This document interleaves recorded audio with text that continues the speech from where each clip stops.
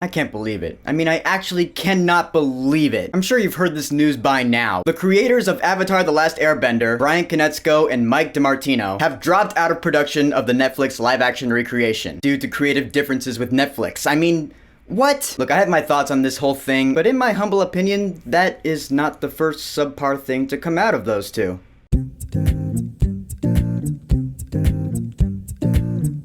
The Legend of Korra, Book 1. Air. So The Legend of Korra is the sequel show to Avatar: The Last Airbenders from the creators of said show. It ran from 2012 to 2014, and originally I guess it was supposed to just be this one season. It was supposed to be like a mini-series, but I guess people liked it so much that they picked it up for 3 more seasons. So back when I was in college and I finished watching Avatar: The Last Airbender with my buddy Kevin, we decided to watch The Legend of Korra, but we never actually finished it. We watched, I think, seasons 1 through 3, and then we didn't watch season 4, because neither of us were huge fans of it. So now The Legend of Korra is on Netflix, and I'm watching it with new-ish eyes since it's been a few years since the last time I watched it, and I'm still not a huge fan of it. I know the show has kind of a divided fan base. Some people really like it, some people not so much. I've even heard a few people say that they like it more than Avatar: The Last Airbender, to which I'm like, what? But to me personally, this show just has a few things I don't like. So The Legend of Korra takes place 70 years after the events of Avatar: The Last Airbender, and it centers around the next Avatar, named Korra. Yes, Aang's time has passed, so now we have a new Avatar. And I like this character enough. In fact, she's actually one of the highlights of the show for me. I like Korra. She's headstrong, she likes to have fun, she's really goal-oriented, you know? Once she has her heart set on a goal, it's next to impossible to talk her out of it. Plus, she's hot.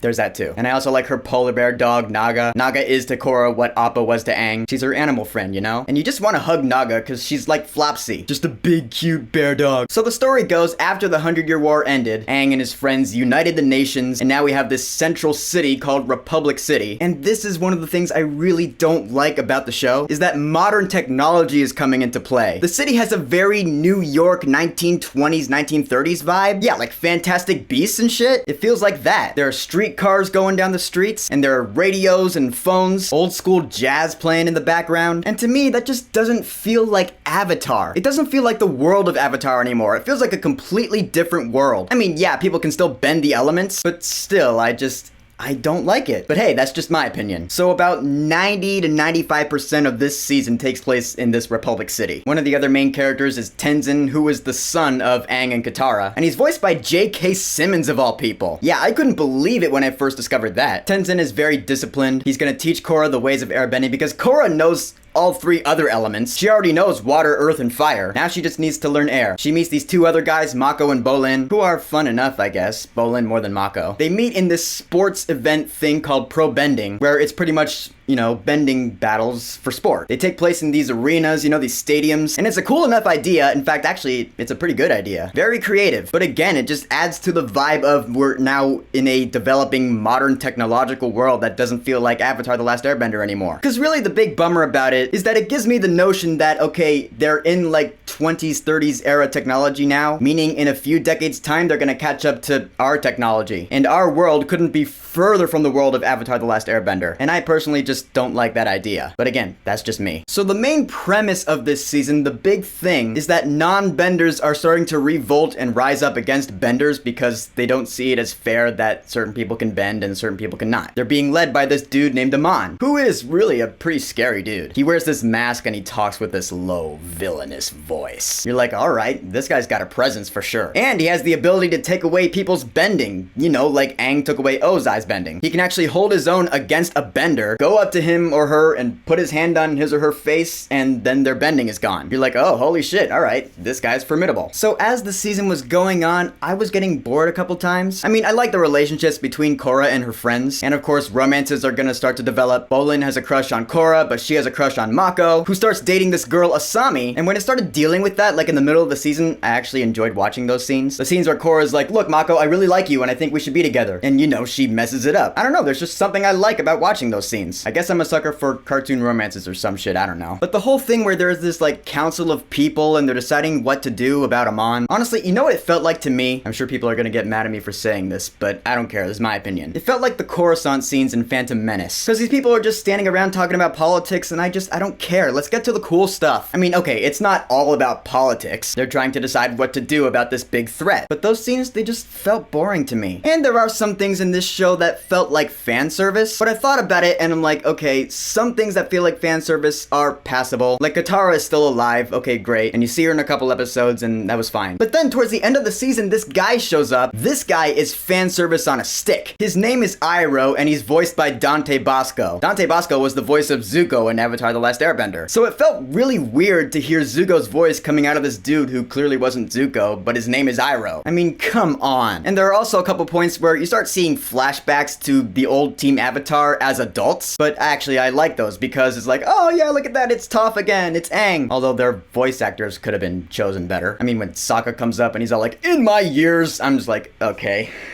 No. But I do like how this season wraps up. And I'm gonna give a spoiler warning right here, so if you have not seen season 1 of Legend of Korra, stop watching. Alright, we good? Alright, let's talk about the end. Or rather, the end game, since that's the title of the last episode. End game? That's funny. So Amon gets to Korra and actually takes away her bending, which I personally didn't think would happen, so I was like, oh, holy shit, what's she gonna do now? I mean, she's the Avatar, for God's sakes. And then Amon is about to take away Mako's bending, and all of a sudden Korra airbends at Amon. She airbends for the first time ever, and so she defeats Amon. Amon is exposed as a waterbender. Actually, I liked Amon's backstory. He and his brother Tarlok, who were revealed to be bloodbenders, which again, kind of feels like fan service from ATLA. But their whole backstory with when they were kids and their father, I actually did think that was a pretty cool story. You know, it was all tragic and shit. So, and I also really like this, when Amon takes his brother Tarlok and they go out on the boat and they leave, Tarlok ultimately decides that the world would be better off without them, and so he's like, it'll be just like old times. And he takes the electric gauntlet thing and he fries the boat blows up, and yeah, he killed them both. I was just like, oh, holy shit.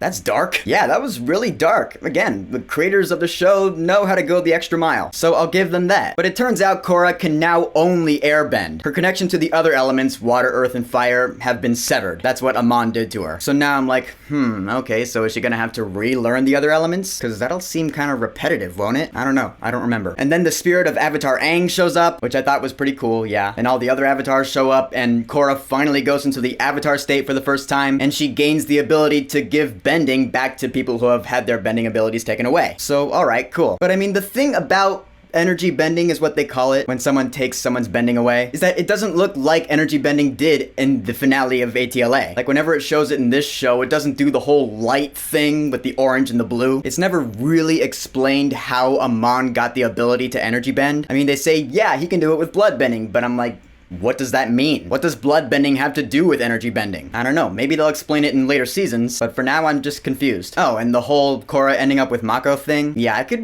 really care less, honestly. But I guess we'll see where that goes. I do wonder how Asami's gonna feel about that. In the end, Legend of Korra Book 1 Air, it has things I like, but more things I don't like. Like I said, I like Korra as a character. In fact, I like most of the main characters. I like Bolin, I like Tenzin, although his kids are super annoying. I like Amon, he was a cool villain, and I liked some of the story decisions that were made. But I just don't like what this show did with the world of Avatar. I don't like the whole modern technological aspect of it, because it feels too much like our world. And one of the things I like most about Avatar: The Last Airbender is that it doesn't feel like our world. It's a much cooler world, let's be honest. But again, that's just my take on it. So, The Legend of Korra, Book 1, Air. Have you watched this show? What do you think of this season compared to the others? What do you think of the show compared to Avatar: The Last Airbender? Whatever you think, go ahead and leave a comment.